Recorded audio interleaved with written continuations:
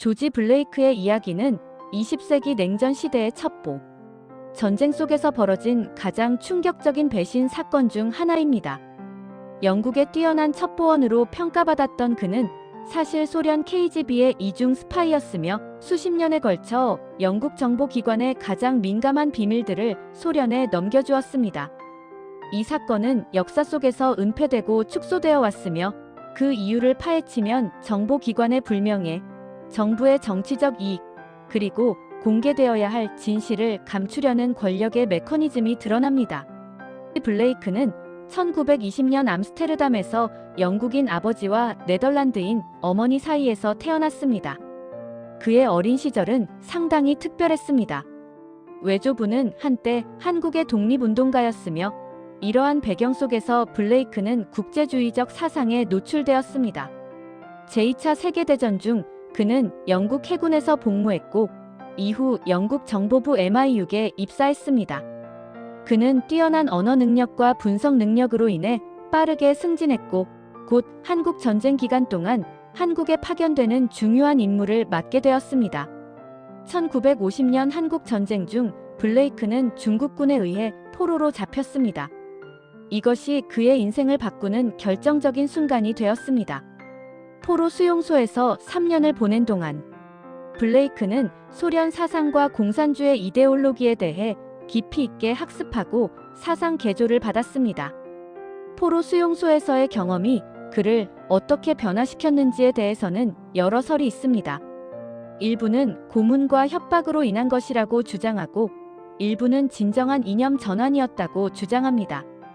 어쨌든 블레이크는 포로 수용소를 나온 후 자신을 소련의 요원으로 제시하고 뒤따르는 수십 년간 영국 정보기관에 남아있으면서 체계적으로 정보를 빼돌렸습니다. 블레이크가 소련에 제공한 정보의 규모와 심각성은 상상을 초과합니다. 그는 영국 정보기관의 작전 계획, 네트워크의 세부 사항, 그리고 무엇보다 중요하게는 영국이 소련 내에서 운영하고 있던 스파이 네트워크의 요원 신원을 노출시켰습니다. 기술적으로는 베를린 터널 작전과 같은 중요한 첩보 수집 작전의 정보도 소련에 넘겨졌습니다.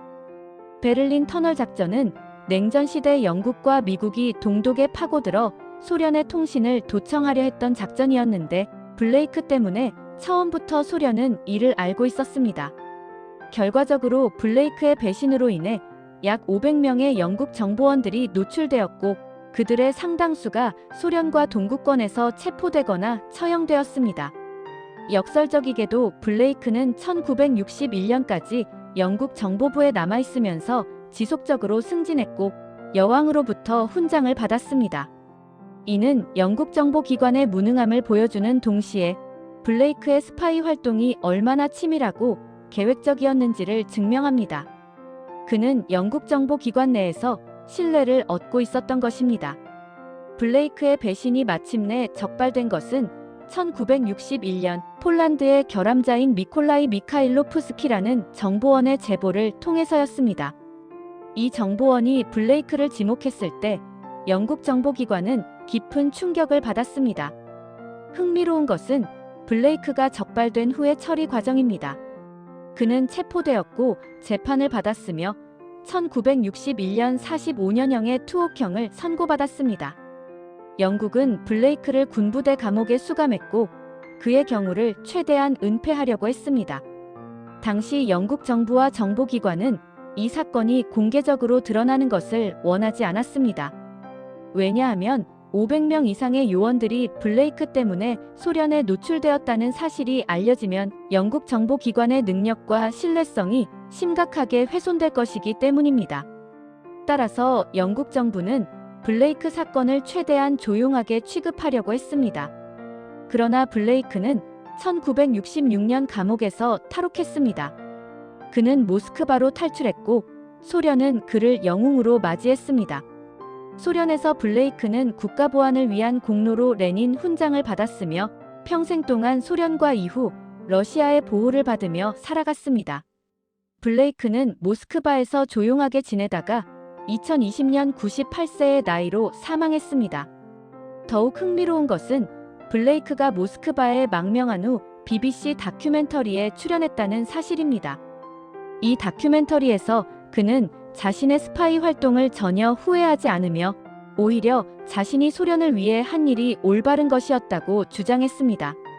블레이크 사건이 우리에게 보여주는 첫 번째 교훈은 냉전 시대 정보기관의 심각한 취약성과 그로 인한 인명피해의 규모입니다.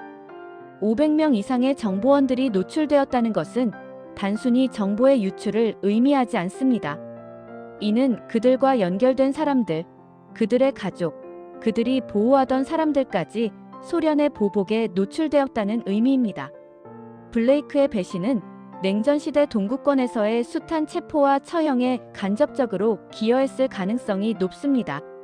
이러한 피해의 규모와 인명 손실에도 불구하고 영국 정부는 이 사건을 최대한 은폐하려고 했습니다.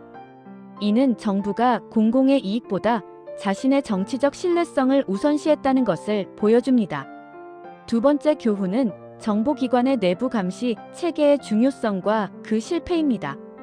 블레이크는 10년 이상 영국 정보기관 내에서 스파이 활동을 했음에도 불구하고 적발되지 않았습니다. 이는 정보기관 내부의 보안 검증과 감시 체계가 심각하게 결함이 있었음을 의미합니다.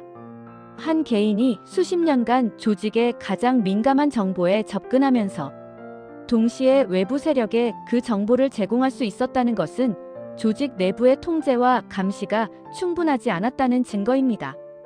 이 사건 이후 각국의 정보기관들은 내부 보안을 크게 강화했습니다. 세 번째 교훈은 이데올로기와 신념의 힘입니다. 블레이크 자신은 자신을 단순한 배신자가 아니라 더 큰 정의를 위해 행동한 사람이라고 생각했습니다.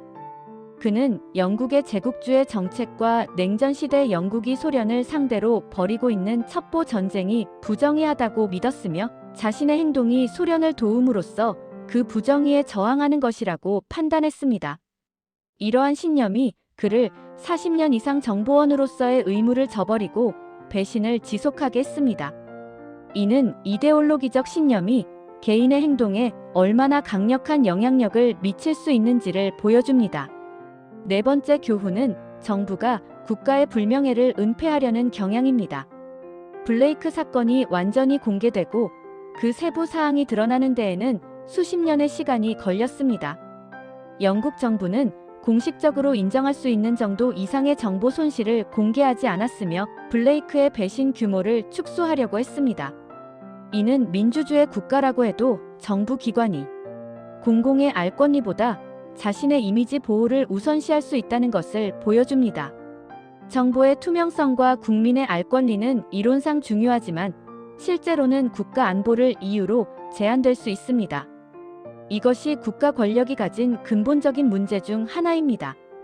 다섯 번째 교훈은 역사 기록의 선택성입니다. 블레이크 사건은 냉전 시대의 가장 심각한 첩보 전쟁 사건 중 하나임에도 불구하고 일반 대중에게는 비교적 덜 알려져 있습니다. 더욱 이상한 것은 블레이크가 여왕으로부터 훈장을 받았다는 사실이 널리 알려져 있지 않다는 점입니다. 이는 역사가 선별되고 정치적으로 민감한 부분은 은폐되거나 축소된다는 것을 보여줍니다. 우리가 배우는 역사는 정부와 지배 세력이 허용하는 범위 내에서만 기록되는 경향이 있습니다. 또한 블레이크 사건은 냉전 시대 영국의 제국주의 유산과 국제 정치의 복잡성을 보여줍니다. 블레이크가 소련을 위해 일한 이유는 단순한 금전적 이득이나 협박 때문이 아니라 그가 당시의 국제 질서가 부정의하다고 생각했기 때문입니다. 한국 전쟁 포로 수용소에서의 경험을 통해 그는 자신이 비판해온 것들, 특히 제국주의와 자본주의에 대한 의문이 타당하다고 확신하게 되었습니다. 이는 냉전 시대의 개인적 선택이 단순히 이념적 선택이 아니라 세계 질서에 대한 근본적인 질문을 포함하고 있었다는 것을 의미합니다. 블레이크가 BBC 다큐멘터리에 출연하여 자신의 행동을 자랑스럽게 드러냈다는 사실도 흥미롭습니다. 이는 그가 자신을 배신자가 아니라 양심의 소리를 따른 사람으로 생각했다는 것을 보여줍니다. 그에게 있어 영국 정부와 제국주의 체제에 대한 저항이 개인적 충성심과 직업적 의무보다 더 중요한 것이었습니다. 이는 도덕성의 상대성 문제를 던집니다. 블레이크의 행동이 도덕적으로 정당한가 아니면 배신인가? 이 질문에 대한 답은 우리가 어떤 가치관을 가지고 있는가에 따라 달라집니다. 결론적으로 조지 블레이크 사건은 개별 첩보 사건이 아니라 냉전 시대 국제 정치, 정보기관의 작동, 국가의 신뢰성, 그리고 도덕과 정의에 대한 깊은 질문들을 던지고 있습니다. 이 사건이 오랫동안 은폐되고 축소되어 온 이유는 영국 정부가 자신의 불명예를 감추고 싶었기 때문입니다. 하지만 역사의 진실은 결국 드러나며 우리는 이러한 사건들을 통해 국가 권력의 작동 방식, 정보의 선택성, 그리고 개인의 양심이 국가의 이익과 충돌할 때 어떤 일이 발생하는지를 배울 수 있습니다.